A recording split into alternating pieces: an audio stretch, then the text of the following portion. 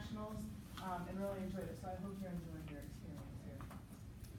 My name is Lynn Davis. I've been a state court judge for the last 30 years in the state of Utah.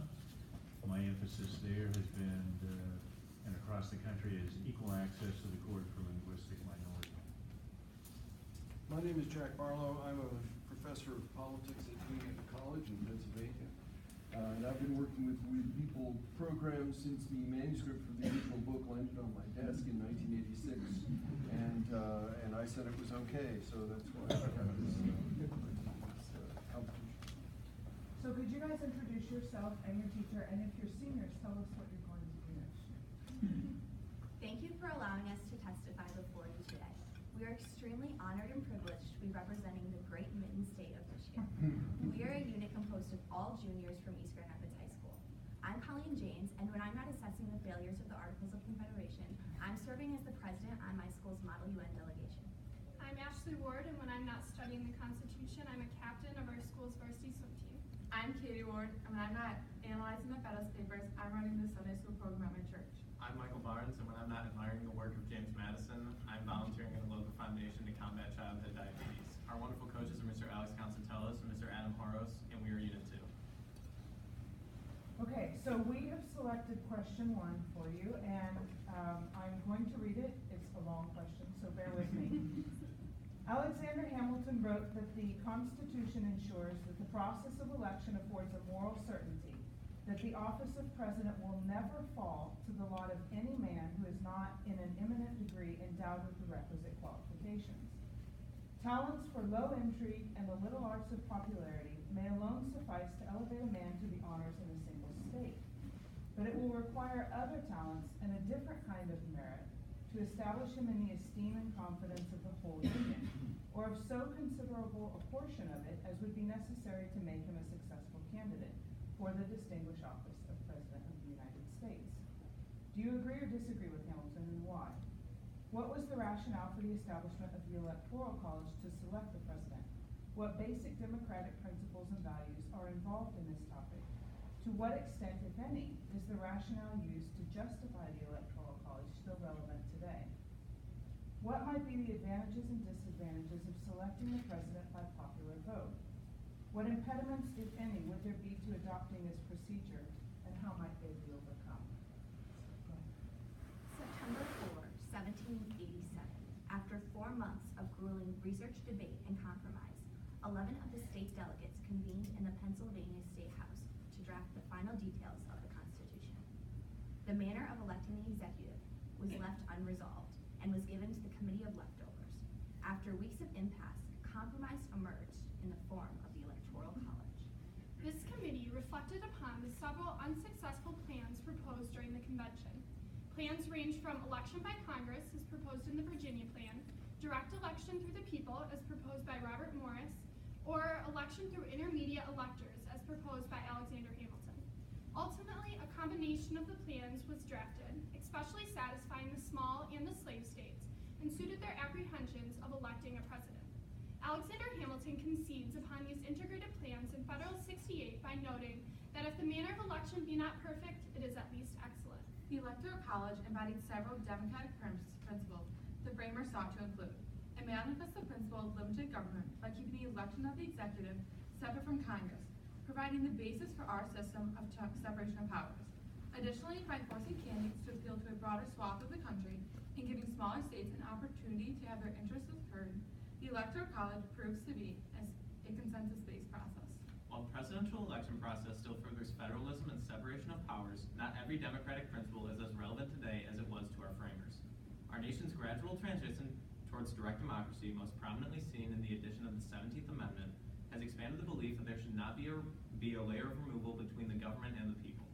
We have come closer to realizing the words of framer Rufus King who said, "The people are the best keepers of their own rights, and any device to remove that power from them weakens the security of it." This nation-shaping evolution sparks our disagreement with Hamilton's statement. Our main contradiction is based around the emergence of political parties. These parties give candidates a national infrastructure and reward party organization, allowing potential candidates to gain their popularity through partisan ties. Additionally, the effects of expanded politics and media have only furthered party polarization, as best evidenced by the 1960 election when John F. Kennedy's youthful charisma elevated him over the less telegenic Nixon. As for the establishment of the Electoral College, James Wilson was a strong advocate for the principle of one person, one vote, and believed that the mode of election should directly reflect the will of the people. Popular vote allows for the most accurate reflection of the people's wishes, while giving an equal say to each voter.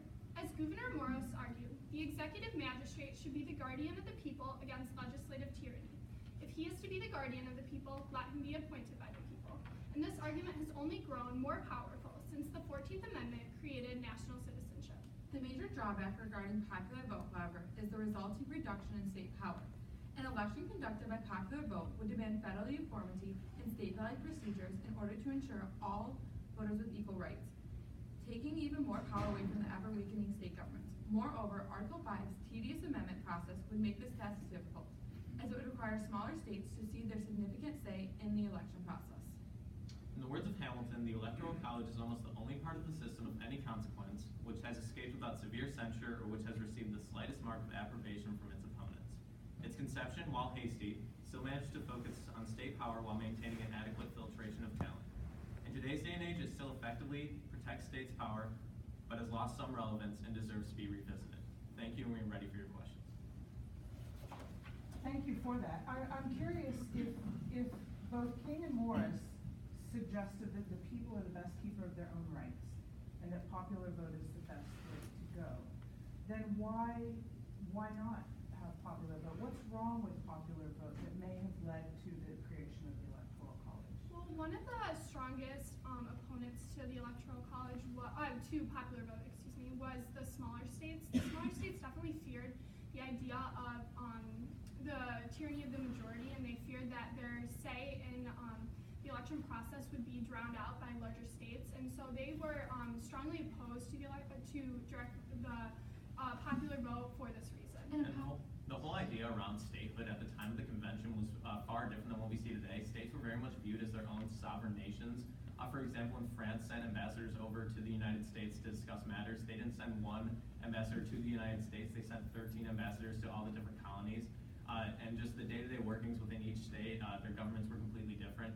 And so for the election of the president, which is one of the most important office of government, to be simply a popular vote and completely take out states out of the equation at the time of the convention was really something that they ultimately decided was not a good decision. And a popular slogan at the time of the convention was "Ratify now, amend later," and this was an incentive to get many of the anti-federalists to agree to this, as it gave state powers much more say rather than the 50-50 share of the federal government that we don't see today, and this is seen in Article 1, Section 4 of the Constitution, with the time, place, and manner of holding elections.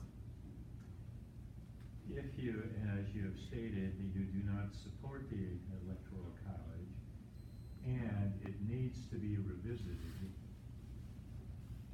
what contributions could you make as a group, or what recommendations do you make, or what specific recommendations do you have as it relates to this revisiting? Well, due to the fact that the Article 5 amendment process is so tedious and the idea of abolishing the Electoral College is almost unthinkable at this point of our nation, one way that states could really work to amend it to better fit the populace would be to utilize their Article 1, Section 4 rights of time, place, and manner of holding election, and follow in suit with states such as Nebraska and Maine that have implemented district systems when it comes to apportioning delegates to the Electoral College. And if other states, such as our own state of Michigan, this has been discussed, if they implemented this, it would be a better view of the populace of the individual state. Another plan that has been presented would be the National Bonus Plan, which would give an additional 150 votes in the Electoral College to the candidate that wins the popular vote. This would just ensure that the popular voice is being heard at a significant say, rather than creating a greater filtration of talent that is proven not to be believed. And I think that both of the plans that they bring up are extremely sensical in today's day and age. Around the original intent of the Electoral College, with the electors kind of serving as a filtration of talent to make a more educated decision about the candidates, that's really become less important as media has expanded and we have become more in touch with our candidates. So to provide like bonus for the popular vote, like Katie said, I think would be really reflective think of the defense of the Electoral College that it provides for a nationally distributed majority. We have, to use Hamilton's word, we have a moral certainty of a candidate who is not a sectional candidate, right? The only exception to that really is Lincoln. So how do you think the Electoral College works in that way, and what would you do if you were going to change it to preserve the idea of a distributed majority? The Electoral College, one of the largest arguments in its favor would be the fact that it requires a candidate for president to really be a consensus-based candidate who appeals to a large swath of the country, except doing so does cause for an issue in the fact that a voter in the state of Wyoming has 3 times the say in a presidential election than that in California.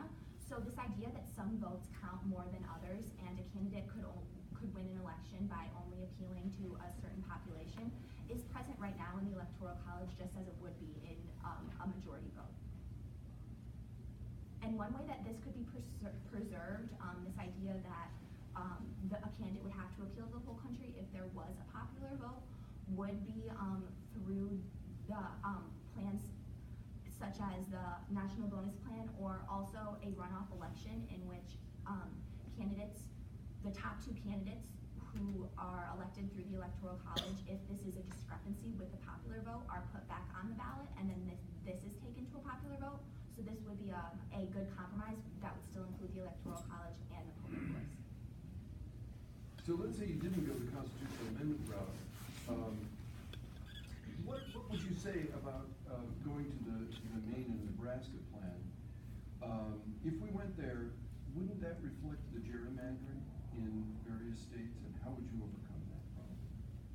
I would actually agree with Justice Stevens, who wrote an article about the 7 amendments he would make to the Constitution. One of those was to simply abolish gerrymandering. I think that it's pretty unarguably a system in which the electors are choosing the candidates are choosing their constituents rather than the constituents choosing their candidates. So to institute, I think it's a really good thing that Maine and Nebraska are taking initiatives to maybe change the processes that they don't agree with. But you're right, if the national government did institute this nationwide, it would be, gerrymandering would be a result of that. And so I think to maybe institute a district or proportional type of plan, but then also go that amendment route in abolishing, may I finish my statement? Abolishing gerrymandering would be the route to go. Thank you.